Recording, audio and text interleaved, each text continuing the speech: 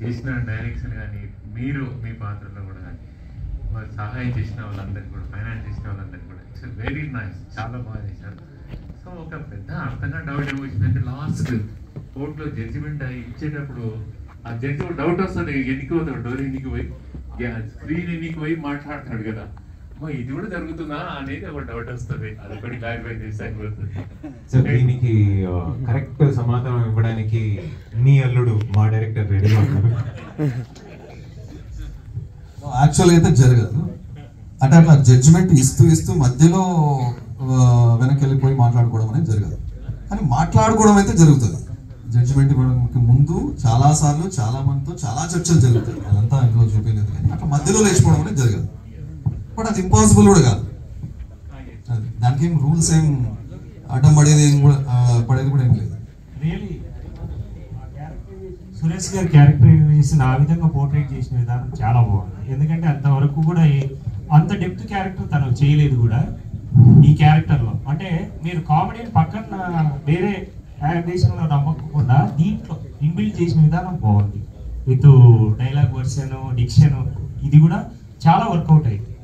నిజంగా hats off producers కూడా ఈ సబ్జెక్ట్ నమ్మి ఇంత ప్యాక్డ్ బడ్జెట్లో ఈ సినిమా చేయడం మాత్రం ఎక్కడ చిన్న సినిమా అనే కంటెంట్ సినిమా అనేది పర్ఫెక్ట్ గా డీల్ అయింది. నాకు లాస్ట్ లో hello sir that selfie is really ఆయన టోన్ సెట్ చేయడం చాలా చాలా బాగుంది. అంటే సినిమాలో ఫుల్ఫిల్ పెట్టలేదు కదా ఎక్కువ, అట్లీస్ట్ వచ్చిన సెల్ఫీ జోక్ పెడదామని. అంటే ఆయన ఇట్స్ అంటే మనకి డిజిటల్ ఎంత వెళ్ళిపోతుంది ముందుకి, మనం ఎంత పర్లేదు అయినా దట్ ఈస్ చాలా బాగుంది. అండ్ లాస్ట్ ఇంటరాక్షన్ మాత్రం అదిరిపోయిందండి. I mean the way it's written, the way it is done, ఎంత బాగా చేశారు, అంత బాగా రాశారు. అసలు ప్రొడ్యూసర్ గారు చాలా చాలా you know thanks from audience like us that మీలాంటి సీనియర్ యాక్టర్స్ చాలా మాట్లాడారు.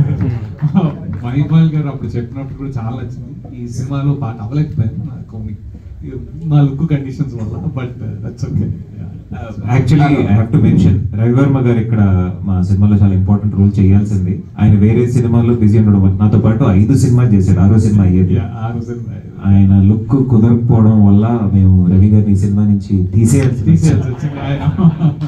బట్ ఇప్పటికీ ఆయన పిలిచారు. చాలా thank you so much.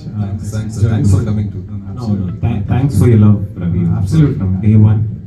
Mypal ఒక డౌట్. మైపాల్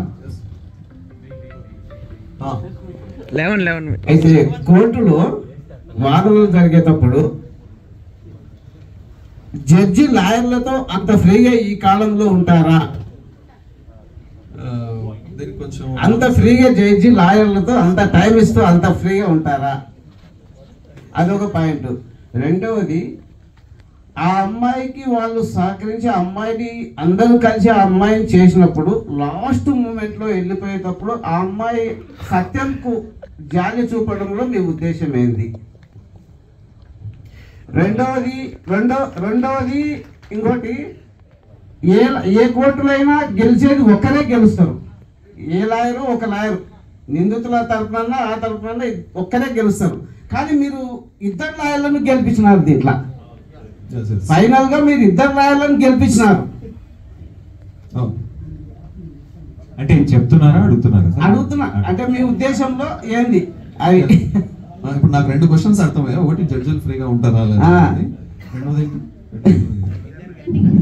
సంపత్ కదా, లాస్ట్ సంపత్.